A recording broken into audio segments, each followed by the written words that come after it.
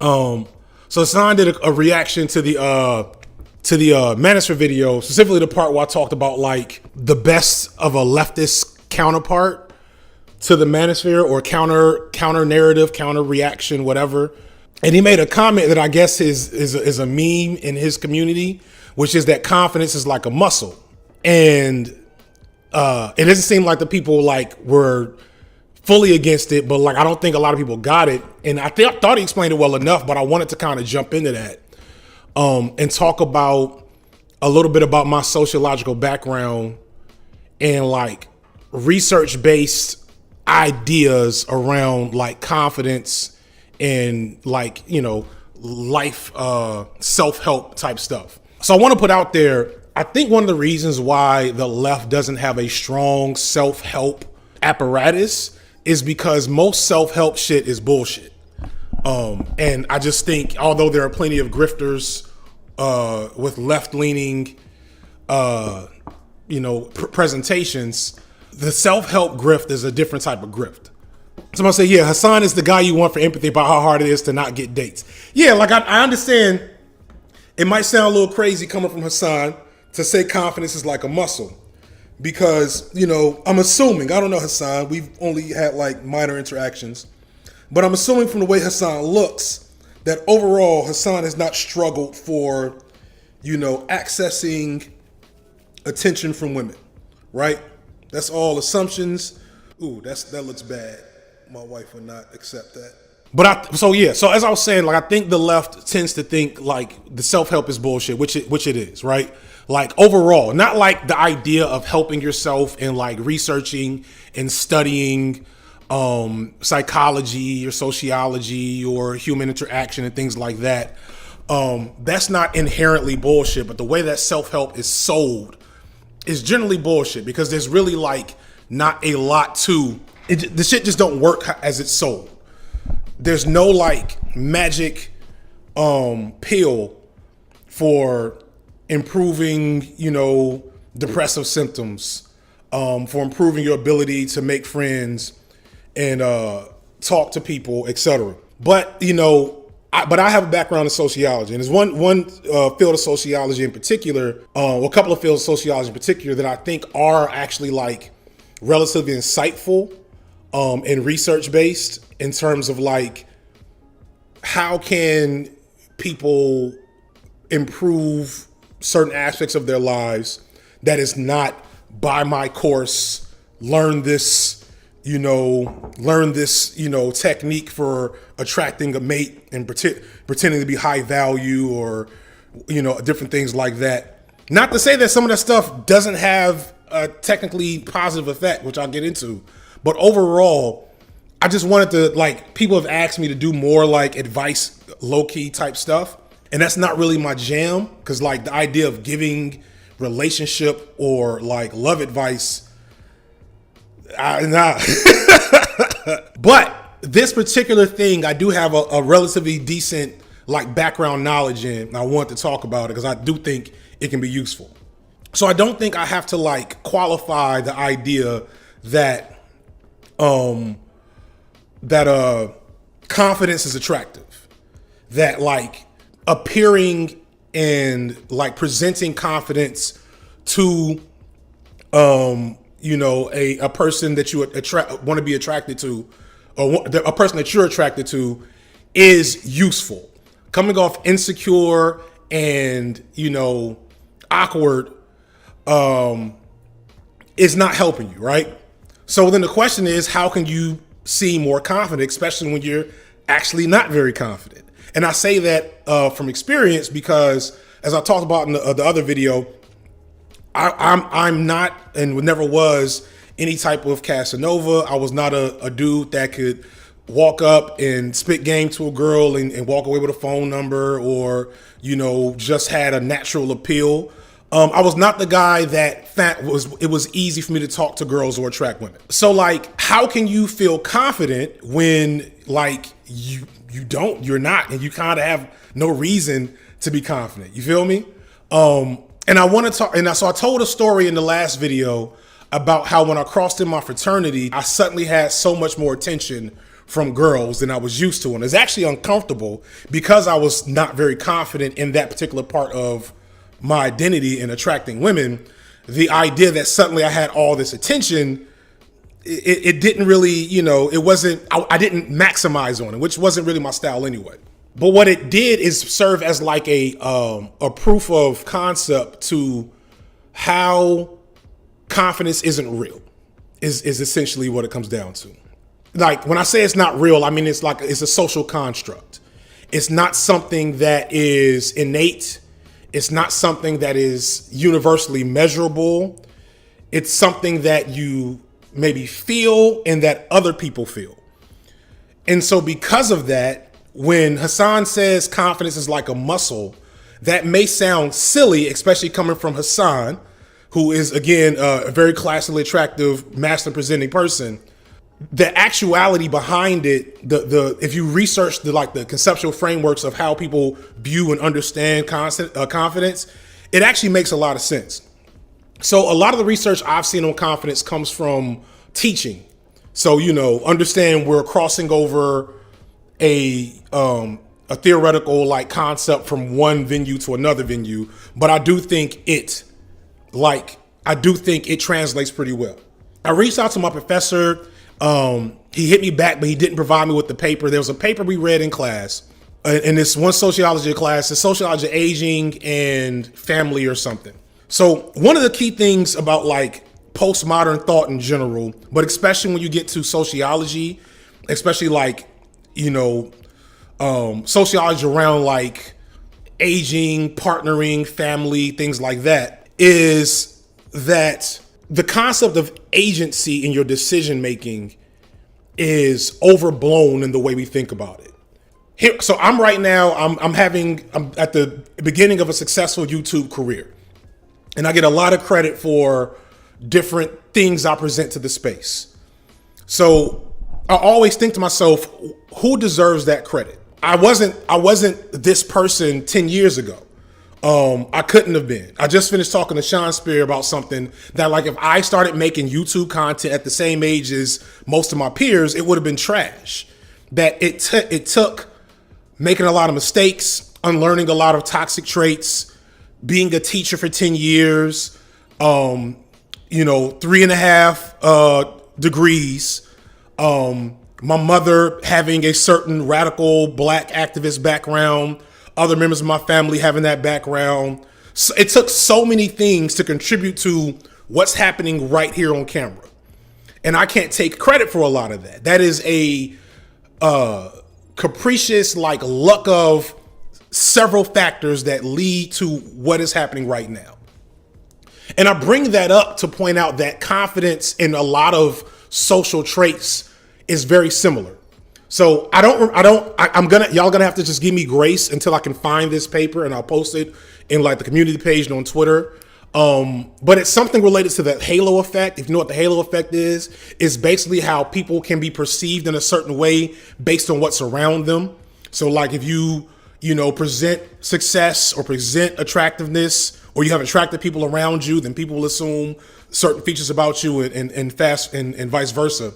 So it took a certain amount of kids, and they like ranked them in terms of like types, like confidence, like acumen, and like quality of participation in class, so on and so forth. And what they recognize, and this is, again, there's a lot of research around this, is that confidence was most tied to achievement and success, right? But confidence didn't predict achievement and success, which was a really interesting revelation from this paper. Basically, what they found was that kids who were confident were more likely to try more things. And when they tried those things, they were more likely to put in maximum effort for those things. And so because they were more willing to try and more willing to put in maximum effort, the outcome was more likely to be success. And then that success reinformed the way that kids saw themselves and their abilities to do things. Donald Bogerson had a good comment: competence breeds confidence, but not the reverse. But if we're talking about just confidence in terms of attracting people, whether it be a mate or growth mindset. Thank you for pointing that out. That's another term that came up a lot in the research, is having a growth mindset, which basically it says, do you think you can do a thing, or do you think your abilities are innate and set in one spot? And having a growth mindset, again, the research shows it's positively correlated with certain features in school and in kids, but it doesn't automatically predict success. And so I think when you hear Hassan say it's like a muscle, you can build all the muscle in the world. It doesn't actually mean that you're going to be better at any particular thing you might need muscle for. For example, if you watch MMA, right, you'll notice that the guys with the biggest muscles are often not the best fighters, and they just have the biggest muscles. But having big muscles might make you feel like you can whoop a motherfucker's ass that doesn't have those muscles. So, like, perfect example, I've never been a small guy, right? I've always been relatively shy. Always been relatively, passive. Like, I'm just not a jump out and be the center of the attention type of dude. But because I was relatively bigger than most people, I didn't worry about physical bullying like after middle school. Because a person will look at me and say, okay, I might make fun of this dude and he also might hit me, so let me chill. But that doesn't mean I was tough or could fight. You kind of get my point? And this is something I actually got from the game 20 some odd years ago. And it like lends itself to understanding this whole concept of being a muscle. So like a lot of dudes who were, didn't have a lot of success in terms of talking to girls, because again, success and competence breeds confidence. When you talk to, if you're shy and bashful, walking up to talk to a person, that's not something you're going to feel confident in doing. And not being creepy is key. So there was this rule I never forget, because it was the only thing I implemented from my short time reading that book. Basically, when you saw a woman you thought was attractive, you had to force yourself to go and try to spark up a conversation within a certain amount of time. Because if you didn't do it outside of that amount of time, you would eventually talk yourself out of it, right? So is that something you should do everywhere? No, it's not. But it's all in my legs. I be keeping my legs off camera.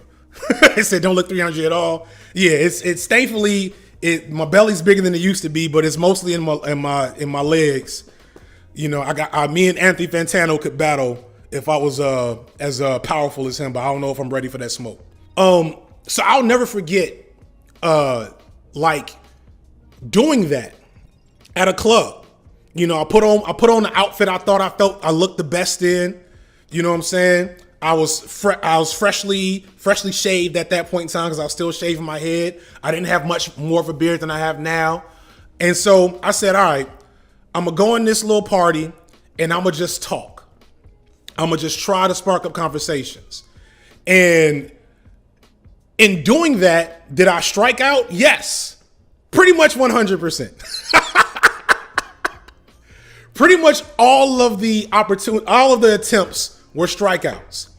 What happened was, as I kept doing that, as I started to get over just the fear of failure and like being embarrassed or coming off creepy, things like that, I started to get more confident in my ability to talk. I started to get more confident in my ability to recover from failure when it came to like talking to girls. Fresh. So if you like, after researching Fresh and Fit, is so funny how like a different trajectory can take you. If you research Fresh and Fit, the dude Myron, the worst one, he has a very similar backstory to like me and a lot of other socially marginal black men. He was afraid to talk to girls. He went through a self-help period, gained a little weight, put on a little muscle, and learned how to talk to girls. And instead of like taking that and then just moving on, he became fucking Thanos. He became a monster with the shit and decided he was going to grift off of it. Because the thing that like a dude like Fresh and Fit's not going to tell you is that if you have a conscience and want to have decent relationships, like all that manosphere pickup artist shit has to go out the window. You know, that was the lesson that the dude Neil Strauss, let me look up a picture of him real quick, just kind of like, so Neil Strauss, if you see in like, this is the author of The Game. And it's evidentiary of several things. One, that the incel idea that you have to look a certain way to attract a mate is bullshit. So this is Neil Strauss. He wrote The Game. The Game is a really interesting story in that world of the pickup artists and whatnot, because he wrote The Game. And if you read the whole book, the book itself is a cautionary tale, because he tells all through the book how most of the things they were doing were helpful in getting them, getting them girls. Yeah, clearly he's not a very attractive guy. Like, this is not a dude that's walking into a room and he looks so normal. That's how the creepy motherfuckers could definitely look any type of way. But if you actually read that book, like cover to cover, most of the book, and especially at the end, is a warning against these things that the Fresh and Fits of the world try to champion, that learning these techniques will make you happy, because they don't. They will maybe get you access to certain things that you think will make you happy. But he talks about the guy Mystery, who was the leader of the group, how like it was clear to him that Mystery was kind of miserable. And at the end of at the end of the road, at the end of the book, he was talking about being kind of miserable. And then later in life, 10 years later, he wrote a book basically talking about the lessons he had to unlearn from that time in his life. But I'm kind of getting away at the main thing I wanted to get at. This is like a real thing that I want people, for the handful of you that are trying to figure out how to improve your ability to communicate and to engage with girls or boys or, whomever you're attracted to like just have conversations where you don't come off awkward. Expect failure and build from that, because confidence is a muscle. If you want to mix the benefits or if you want to find ways to feel more confident, then if I were single and like trying to be out there in the streets, I would be indulging in things that I'm passionate about or learning a new skill. Because, so perfect example, Dragon Con is coming to Atlanta in about a month and some change. Dragon Con is, I think, the biggest independent, nerd convention, sci-fi, whatever it is, convention in the country. And the thing that people don't know is that Dragon Con is like the biggest nerd orgy in the world. These folks come to Atlanta for Dragon Con and be getting it in. And it be the people you do not expect. It be like the most unassuming anime hoodie, dressed up as Jason, men, women, and everything in between at Dragon Con, fucking. Because nerds are freaky. And they get there, they're horny, they're in their element, which is the key thing. And they find each other, they're all already in hotel rooms, and they are getting it in. And like, that shouldn't be surprising, because think about it. So if I felt most comfortable in intellectual spaces. My, said not letting out all the secrets. Yeah, I'm just keeping it real with y'all. Now I'm not don't come here and be a freak, because there's also a bunch of fuck shit that happens during Dragon Con. I want to point that out. Please come with some sense. Please come thinking about your safety, because these same motherfuckers doing the wildest shit on Twitter and elsewhere are also at Dragon Con trying to get it in. So, please be careful. But there's a lot of fun, consensual, happy fucking going on, is most of it. But what I'm trying to get at is that when you're in your element, when you are learning a skill and you're around like-minded people, the reason why friends and family, churches, or coworkers are like is where most people meet their partners is because of proximity and familiarity. It's because if we both have, like, the whole thing about trophy wives has always been a myth. The reason why it's a myth primarily is because if you are a man in a high value field, that's going to take a lot of time for you to like do. So you're going to end up being mostly around women who are also in that field. So most doctors, male doctors, are married to women doctors. You know what I'm saying? Like, or at least women in similarly demanding high, what's the word I'm looking for? High value fields. And what that comes down to is where you spend your time is where you're going to be most comfortable, where you're going to be most confident. Pick up a new hobby. Pick up a hobby that is, not overly hostile to being, having women there. So some of your nerd hobbies you might need to put down. Your new hobby shouldn't be mastering Smash Brothers if you're trying to meet women. Unless you're a woman and you're trying to meet a man, then maybe go master Smash Brothers. You get my point here? And then at the same time, you also get to learn a new skill. And so learning new skills is accomplishment and builds competence, which then brings you back to feeling more confident about yourself. I didn't take the notes I wanted to take on this to make this be as fluid as possible, but you get my overall point.